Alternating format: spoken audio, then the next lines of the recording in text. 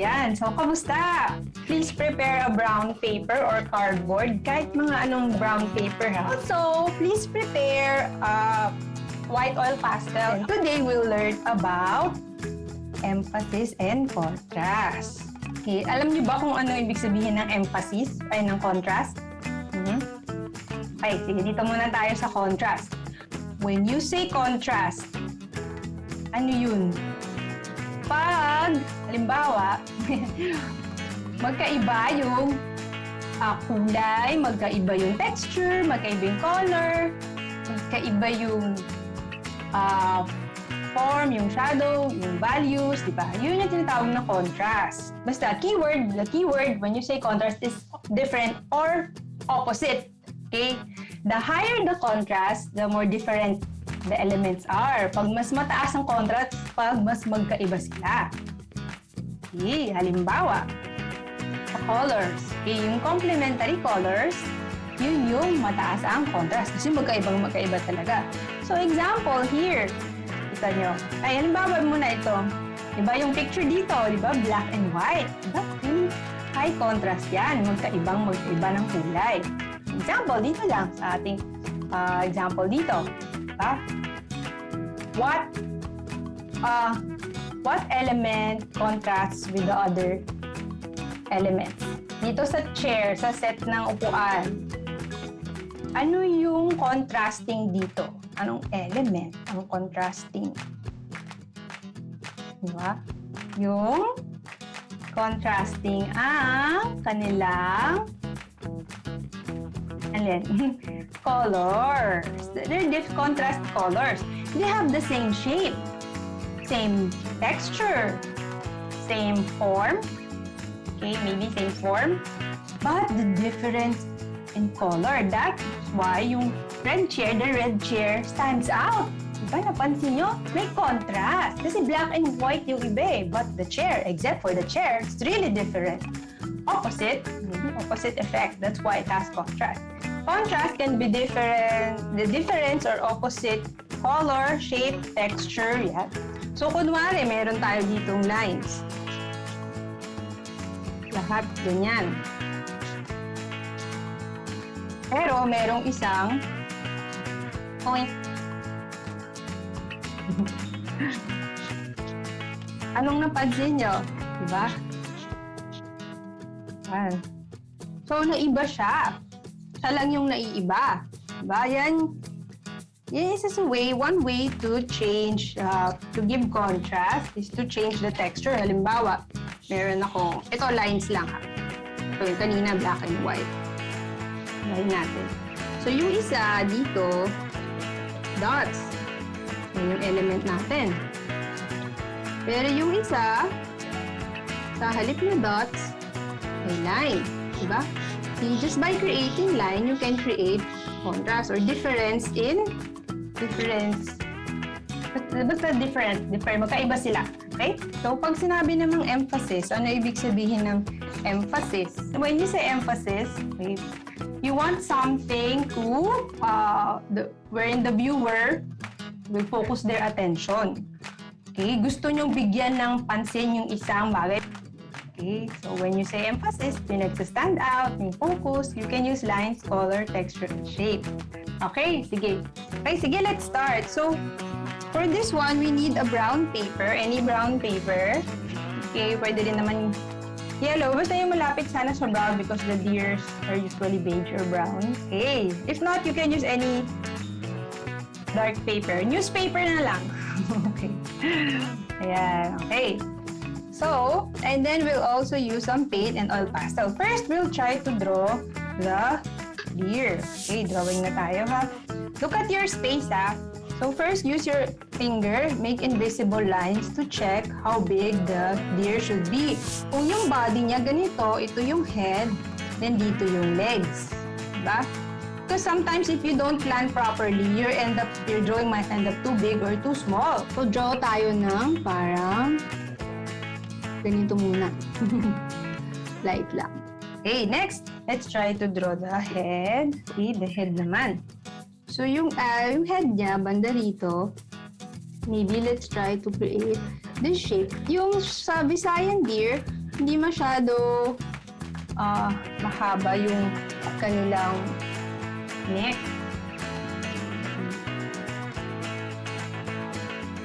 Yung shape lang. Kita niyo ba? Nag-reflect kasi. Mahirap mag-drawing sa cardboard eh. Then, we'll try to connect the neck to the body. Yan. Parang dog lang, di ba? And then, try to make the nose. Then, let's try to draw the ears. Ito yung ears na. Tapos, we'll try to draw the antlers. So, una muna, dalawa muna. Yung antlers niya, hindi pa tulis ha. Medyo rounded lang. Yan, rounded. And then, dito tayo sa likod. Ayan ko naman. Ayan. Oops! Nabutas kayo. That's okay. Ayan. Ito yung isang antler niya. Tapos, yung one antler, dadagdagan natin ng para another antler sa gilid. You can add here. And another one. Okay, and then we'll also do that the other side. Just like that. Depende sa gusto nyo angle. Actually, sa Visayan deer, hindi yata gawin kalaki yung mga antler nyo. But I'm just adding it para maganda. Yan lang yung dito. Isang maliit dito. You have to be careful with the here.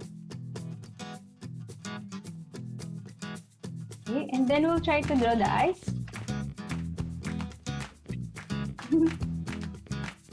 Maybe smiley face. Okay, if you want to put a smiley face. Actually, ito hindi na. Ano ko na mabura? Okay. Okay, now we'll try to draw the legs. Bigyan natin ng konting tail.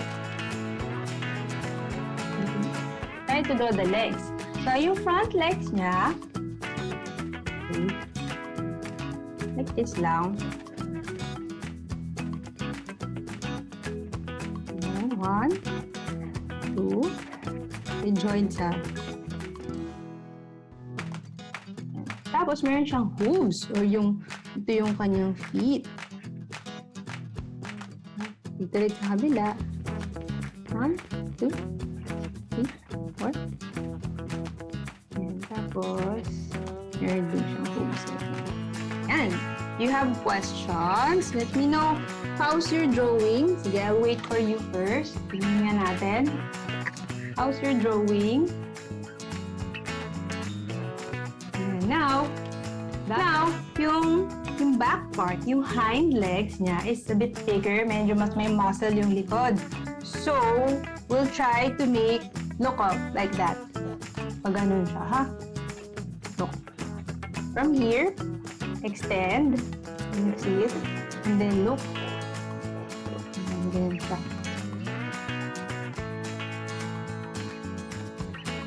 Ayan. Okay.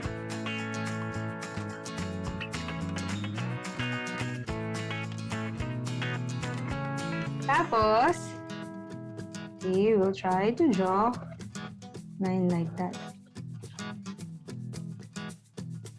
Tapos yung feet ulit. Tapos, isa pa. Yan, naka-bend siya paharap.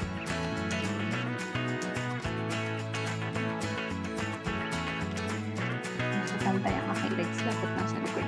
Dapat mas shorter ito sa legs. Very good. Para mas shorter ito. Kasi nasa likod ito. Yan. Okay, now, we'll try to, can you see it? Okay na ba? Kita niyo ba? Yan.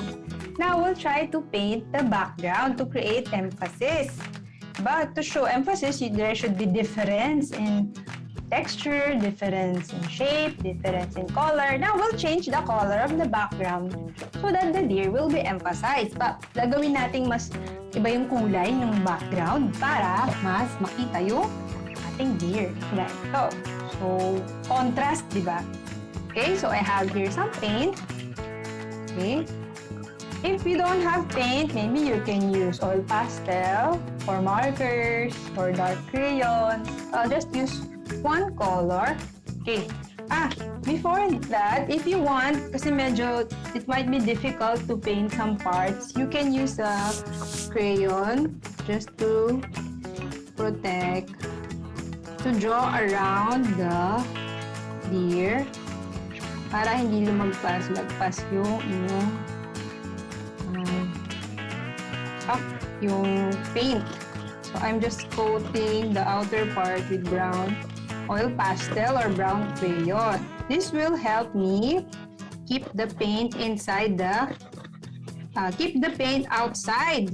So, tutulungan ako ng crayon or ng oil pastel na hindi mapintahan yung loob na parte ng deer. Also, we need a cotton bud. Do you have a cotton bud? Just in case there are parts that are difficult to paint. Example, pag insides of the antler, yung pagitan ng antler, mahirap pintahan yun. So what you do, okay, you just use a cotton bud to paint inside. Kasi mas fine and mas controlled natin ng paint pag we use a cotton bud. Get some blue paint. Okay, using brown, dark blue color. Look. So, when you paint, example, this is a corner. This is a corner. Instead of painting this way, sa halip na ganyan kayo mag-paint, kailangan yung dulo ng paintbrush. Look, the tip of the paintbrush should be pointing to the corner. Yan, no? So, you can really paint inside. Okay. And also, make sure to get a lot of paint. Kasi, baka yung paint nyo sobrang light, especially if you're using chalky paints. There are watercolors that are very chalky. Parang chalk, yung medyo hindi siya pigmented. So, kailangan yung kumuha ng mas maraming paint. So, here I'm using a sticky paint. This is brown. Okay, mas pigmented siya. Yan. Kaya yan. Actually, you can also use violet or black. Diba? Pwede rin. Kasi mas contrasting yung black. Kumari, sige, bigyan ko ng konting violet. Ayan, violet naman. Any dark color. Pwede rin. Si nighttime yung na-imagine ko. Si Visayan spotted deer natin. In the grade 3 curriculum, I think, of MAPE, I think one of your activities is to paint wild animal, diba? Including the texture. Ayan. Ito naman. Ay, nagre-reflect pala yung nagre-reflect. So, okay nito. Yan, hindi na nag-reflect. Nag-glare pala yung light. Sorry. Yan. See? Yan. How was your work? Sorry, hindi ko na nakita. Please comment muna kung kamusta kayo. Sabi ni Elizia, nasa antlers pa lang. It's okay. Just take your time and then you can also just watch or treat this activity as a practice and then make your own later. Pwedeng mag-practice muna kayo. Practicein nyo muna to. Tapos kung may extra pa kayo na cardboard, pwede kayong umulit. And then not just deer, you can make bear, pwedeng teddy bear, pwedeng dog. Yan. I just use a carton, brown carton, kasi it's already brown. I don't need to paint. Ako, naubos na yung glue ko. Sabi, ang lakas maka-absorb ng paint nitong cardboard box. Ubos na yung paint ko,